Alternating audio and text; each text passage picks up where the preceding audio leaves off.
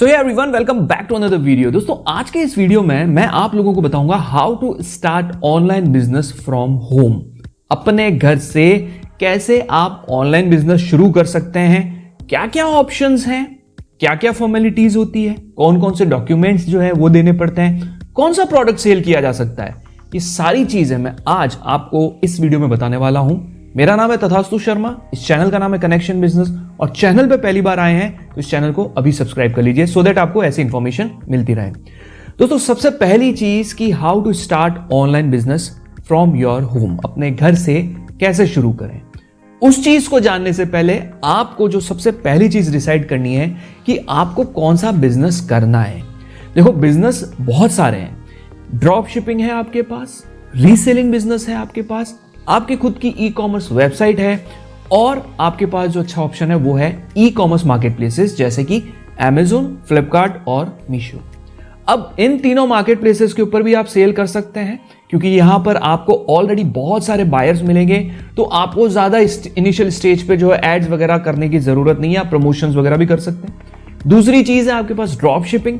तो drop shipping के लिए आपके पास एक ऑब्वियस सी बात है, शॉपिफाई जैसे प्लेटफॉर्म पे एक वेबसाइट होनी भी बहुत जरूरी है, राइट। तो उसके एक्सपेंसेस जो है ना वो थोड़े से ज्यादा होते हैं, उसके जो रन करने के जो एक्सपेंसेस होते हैं ड्रॉप शिपिंग बिजनेस में, जैसे कि आपको 2000 rupees minimum on an average जो है आपका शॉपिफाई स्टोर मैनेज करने का। फिर अगर प्रीपेड ऑर्डर्स है तो वो 2% समथिंग उसके ऊपर चार्जेस भी लेते हैं। उसके बाद ड्रॉप शिपिंग के लिए आपको फेसबुक मेटा एड्स वगैरह उस पर रन करने पड़ेंगे, तो थोड़े से खर्चे ज्यादा है कंपेयर किया जाए अगर आप इन मार्केट प्लेसेस पे सेल करते हैं।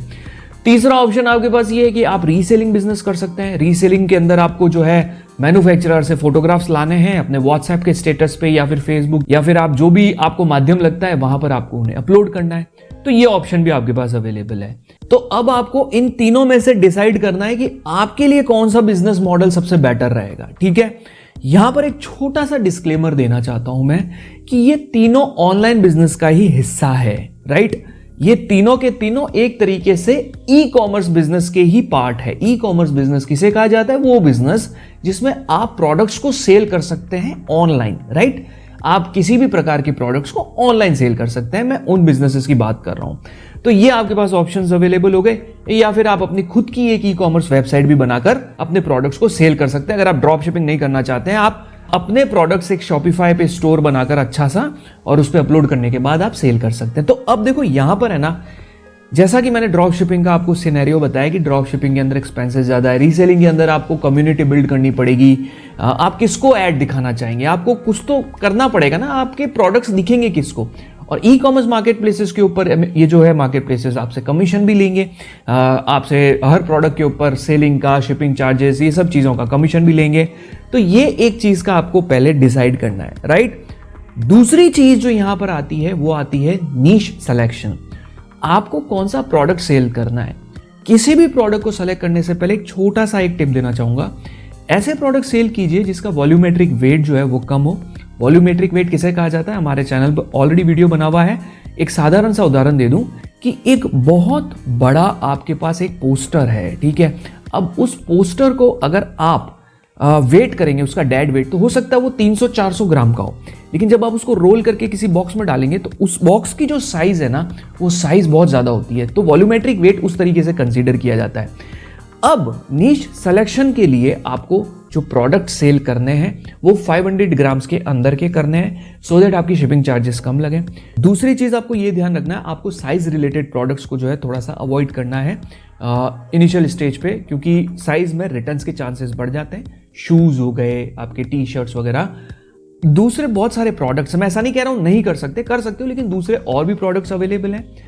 उसके बाद जो आपको एक चीज का ध्यान रखना है कि जब आप ई कॉमर्स इंडस्ट्री या किसी भी प्रकार का बिजनेस करना चाह रहे हैं, ड्रॉप शिपिंग, रीसेलिंग, किसी भी प्रकार का बिजनेस करना चाह रहे हैं, तो आपके पास एक अच्छा प्रोडक्ट होना चाहिए। अच्छा प्रोडक्ट होने के लिए आपको नहीं पता तो मैं आपको बता देता हूं कि मैंने एक बहुत अच्छी प्लेलिस्ट बना रखी है जिसमें बहुत सारे वीडियोस है। इवन हमारा एक फ्री कोर्स भी है प्रोडक्ट रिसर्च से रिलेटेड, आप उसे भी देख सकते हैं। उसका लिंक मैं आपको डिस्क्रिप्शन में दे दूंगा प्लेलिस्ट का। उसमें सारे वीडियोस दे रखे हैं, उसके 1 बाय 1 देख लीजिएगा कि ट्रेंडिंग प्रोडक्ट्स कौन से हैं, कम बजट वाले प्रोडक्ट कौन से हैं, ये सारे प्रोडक्ट्स की डिटेल्स आपको वहां मिल जाएगी। नीश सिलेक्शन हो जाने के बाद आपको कुछ डॉक्यूमेंट्स की रिक्वायरमेंट रहेगी। अब हम एनरोल करेंगे। अगर हम ई कॉमर्स मार्केट प्लेसेस पे सेल करना चाहते हैं, अपना बिजनेस ग्रो करना चाहते हैं प्रॉपर तरीके से, एक प्रॉपर ई कॉमर्स बिजनेस बनाना चाहते हैं या ऑनलाइन बिजनेस बनाना चाहते हैं, तो हमें एक पैन कार्ड की रिक्वायरमेंट रहेगी। उसके बाद हमारे को एक जीएसटी सर्टिफिकेट के लिए अप्लाई करना पड़ेगा, और तीसरी चीज़ जो है, हमारे पास एक बैंक अकाउंट होना चाहिए। कई लोग मुझसे सवाल पूछते हैं कि क्या सर सेविंग अकाउंट से शुरू कर सकते हैं, सेविंग अकाउंट से शुरू कर सकते हैं। देखो, अमेजोन तो करंट अकाउंट से ही स्टार्ट करवाता है, फ्लिपकार्ट है तो वो एक बार का एनरोलमेंट ले लेगा, लेकिन वो रिकमेंड करता है कि आपको करंट अकाउंट ही जो है करना है। सेविंग्स अकाउंट से आप शुरू ज़्यादा नहीं कर पाएंगे, स्केल नहीं कर पाएंगे। वो एट दी एंड आप करंट अकाउंट ही मांगेगा और साथ में कैंसल चेक की कॉपी भी मांगेगा, तो ये आपको ध्यान रखना है।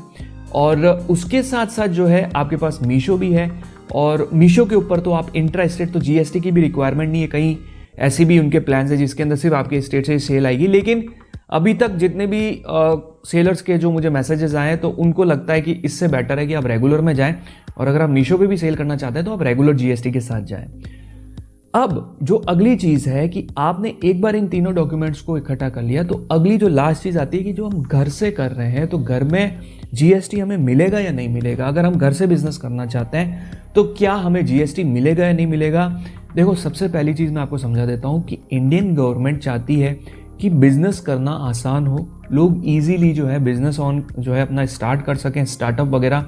तो आज की तारीख में इस स्टार्टअप की दुनिया में जीएसटी सर्टिफिकेट घर से लेना भी बहुत आसान है। मैं चाहूँगा कि आप एक बार लोकल किसी भी चार्टेड अकाउंटेंट से जाके मिलें, और YouTube पे भी बहुत सारे वीडियोस हैं जिसमें बता रखा है कि कैसे आप खुद भी अप्लाई कर सकते हो। मैं इसमें I am not that expert कि मैं आपको बता सकूं कि ऐसे ऐसे करना है, बट मैं आपको इतना ज़रूर बता सकता हूं कि मैंने खुद ने अपना ई कॉमर्स बिजनेस अपने घर से शुरू किया था। ओके, आप भी अपना ई कॉमर्स बिजनेस घर से शुरू कर सकते हैं। अगर आप रेंटल पे हैं तो आपको ओनर से रेंट एग्रीमेंट करवाना पड़ेगा। अगर आपका खुद का घर है, आपकी मदर के नाम से, आपके फादर के नाम से, तो आपको वहाँ पर भी रेंट एग्रीमेंट करवाना पड़ेगा। तो इस चीज़ का आपको ध्यान रखना है, और आप अपने ई कॉमर्स बिजनेस को या ऑनलाइन बिजनेस को शुरू कर सकते हैं। एट दी एंड, इस वीडियो को ख़त्म करने से पहले एक छोटी सी एडवाइस और देना चाहता हूँ। अगर आपने जितने भी बड़े बिजनेस हैं जो ऑनलाइन बड़े हुए हैं, ग्रोथ पकड़ी है, उनका अगर आप ऑनलाइन बिजनेस का वे देखेंगे तो आपको ड्रॉप शिपिंग और रीसेलिंग के कम मिलेंगे और ई कॉमर्स के ज़्यादा मिलेंगे। इसका साधारण सा उदाहरण है, अभी शार्क टैंक इंडिया के शोज़ आ रहे हैं, उसमें जाके देखिए, जजेस जब पूछते हैं किसी भी पिच देने के लिए, जो भी बिजनेसमैन आता है उनके सामने, जो भी एंटरप्रेन्योर अपने प्रोडक्ट्स और ब्रांड्स को लेके आता है, तो वो पूछते हैं कि आपकी ऑनलाइन प्रेजेंस किस पे, तो वो कहता है अमेजोन, फ्लिपकार्ट, एंड उसके साथ साथ हमारी खुद की ई कॉमर्स वेबसाइट है, और उसके साथ साथ वो कहते हैं कि हमारा ऑफलाइन मार्केट में भी है। तो आपको लॉजिकल है ना यार कि आपको जब उस लेवल का अगर ऑनलाइन बिजनेस करना है, अगर आप घर से शुरू करना चाहते हैं और फिर उस लेवल पे पहुंचना चाहते हैं, तो आपको जो है ई कॉमर्स मार्केट प्लेसेस पे आना चाहिए, अपनी खुद की ई कॉमर्स वेबसाइट बनानी चाहिए।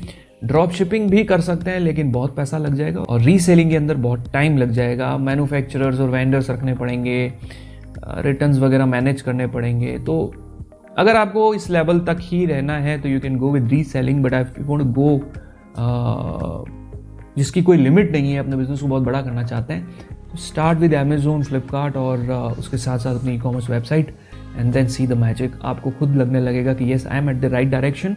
और हम जो बिज़नेस कर रहे हैं और जिसमें टाइम इन्वेस्ट कर रहे हैं, let me tell you one thing, कि जिसमें आपका टाइम ज़्यादा जा रहा है ना, उस चीज़ का आपको ज़्यादा जो है ना फ़ायदा मिलना चाहिए फ्यूचर में, रादर देन कि ये सस्ता है या ये कम बजट में हो जाएगा। तो कम बजट में तो काफ़ी सारी चीज़ें हो जाती है, लेकिन सही सिलेक्शन बहुत इंपॉर्टेंट रोल प्ले करता है आपकी ई कॉमर्स या ऑनलाइन बिजनेस की जर्नी में। अब वो जो ई कॉमर्स प्रोडक्ट रिसर्च की जो मैं आपको प्लेलिस्ट की बात कर रहा था, वो मैंने साइड में दे दी है। Thank you so much. Channel पे पहली बार आए तो सब्सक्राइब जरूर कीजिएगा। कोई सवाल है तो पूछ सकते हैं कमेंट बॉक्स में। मिलते हैं अगले वीडियो में, तब तक के लिए टेक केयर।